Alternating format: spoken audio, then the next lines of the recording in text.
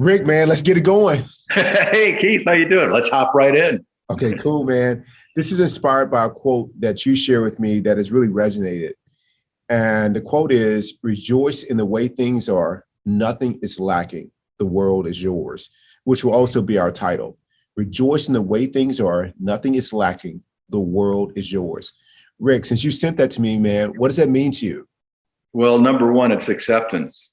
It's acceptance. Above all, it's acceptance. And we have to think of the ways in which we are able to create an environment for us where acceptance is easy as opposed to more difficult. One of the things that I remember growing up, I was raised in a traditional Protestant home. And one of the things I remember very young, of having a different feeling when I went into church every Sunday. And I think a lot of people who go to church every Sunday have a similar feeling, which is that there is some sort of opportunity to contemplate, to get out of the hustle and bustle of what your life is, and just relax and sort of think things through and feel the goodness of other people, the fellowship of other people in the pews in front and in back of you, and the words of the lesson that the pastor is giving you. So the creation of that environment, it leads us to be accepting at least of some things in our lives and try to understand things a little better. Unfortunately, that happens 1 hour a week. So I guess my first point about acceptance is that acceptance requires a kind of environment. And my environment over the years has been through meditation. And the reason why that's helpful is that you first start with the idea that you shouldn't be afraid to be alone by yourself in a place where you can simply let things be. Watch an ant go up a stalk of a flower. Watch a cloud go by. Not have any judgment about it. Just be there. Just be. Be. And just after a while, get used to the idea that there's no harm, there's no threat. Once you're in that kind of an environment, it's much easier for you to have this acceptance and this understanding that, look, wherever I am in my life, whatever deficits I think I have, whatever problems I may have, these are just fine. They're fine right now. I'm okay with that.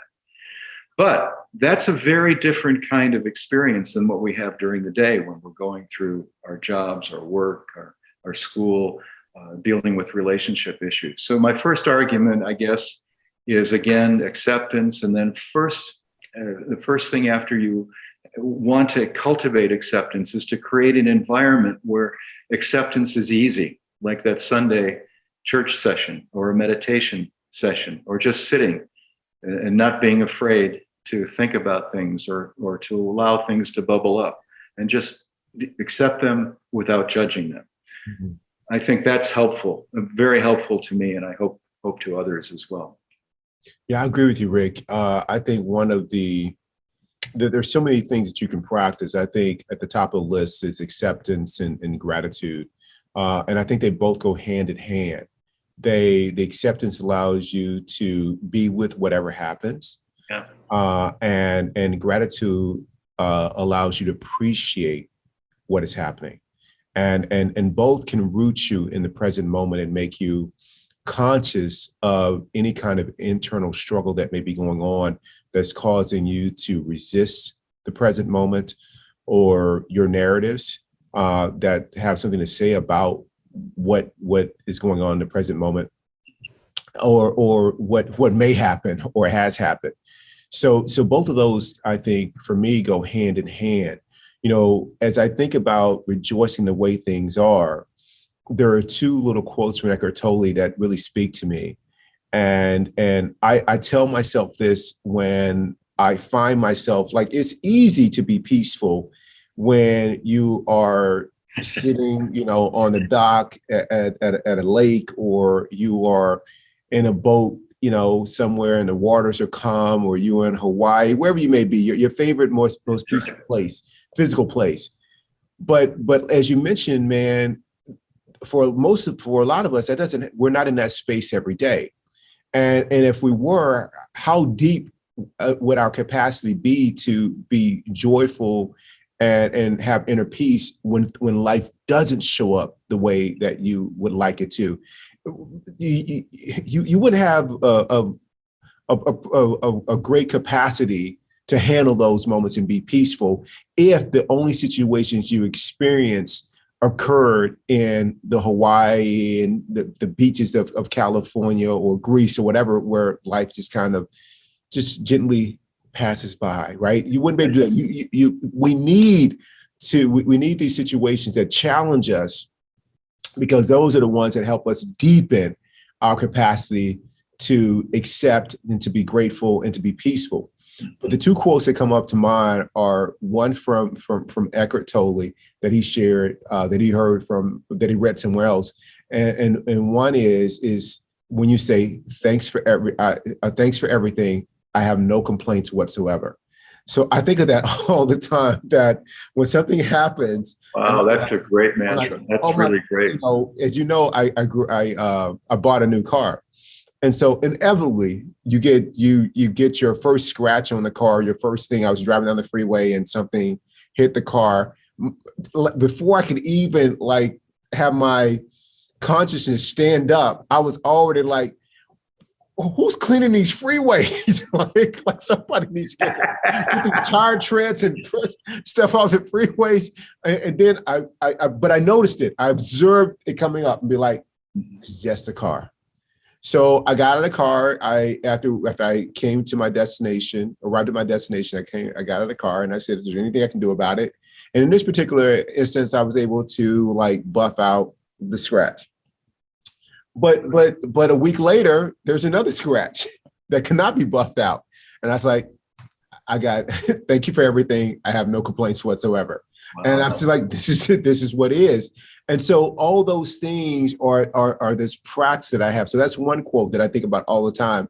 And another quote that a Zen master was asked, how are you able to maintain being calm and peaceful and to be joyful? He says, because I don't mind what happens.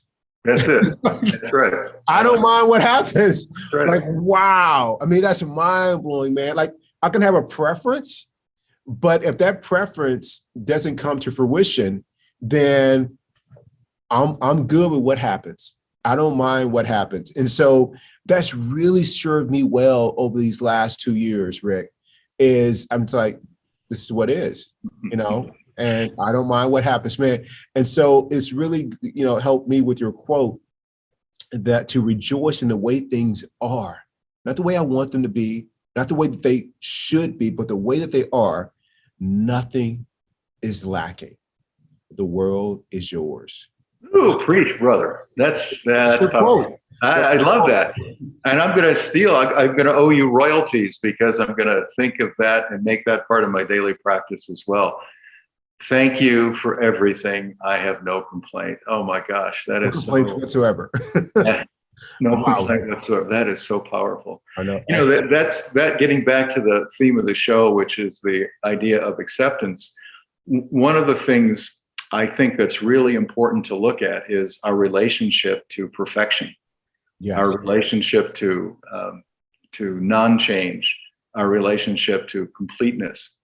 And one of the other things that's a big topic among the Zen monks and Zen poets is about the concept of accepting everything to be imperfect. That's the natural state of things. And you're trying to make it perfect is living in an unnatural way.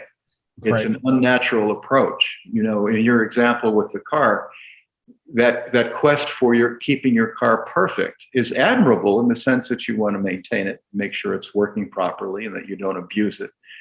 But on the other hand, a cosmetic scratch just is an imperfection, which is life's way. 100%. Life's way is imperfection. And if you could accept that, man, you could let go of a lot of suffering.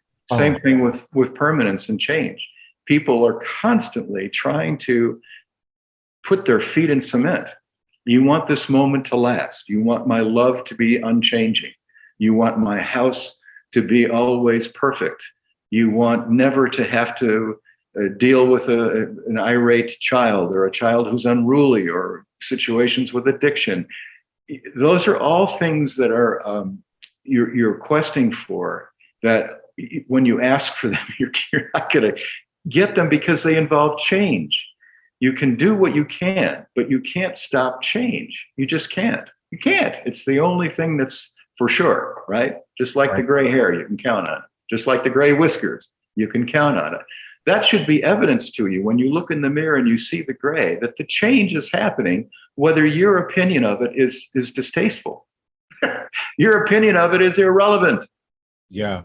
And it's the same thing, I think, not only imperfection, and the idea that imperfection is the normal thing in the world, and also that impermanence, change, is always a thing in the world that exists whether you like it or not. And then the third thing is incompleteness.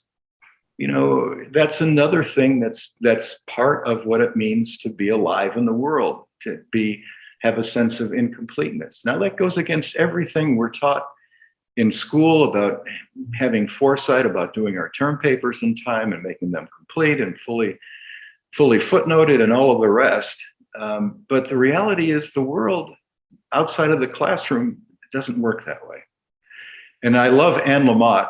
I like to write, and Anne Lamott is a terrific writer. And if you haven't seen her TED Talk on 12 things that I've learned, which she gave on her 60th birthday, I strongly recommend that you see it. Anne Lamott, Lamott, 12 things that I've learned, says that the real important thing to remember when you're a writer, and I think this applies in life in general, is that you don't have to start with a perfect draft.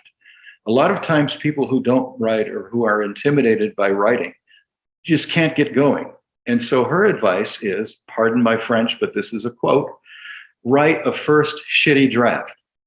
And I thought that was brilliant, because the idea is once you put pen to paper or you start tapping on the keyboard, let it flow out. Put all of the misspellings in. Don't correct it. Just talk from the heart.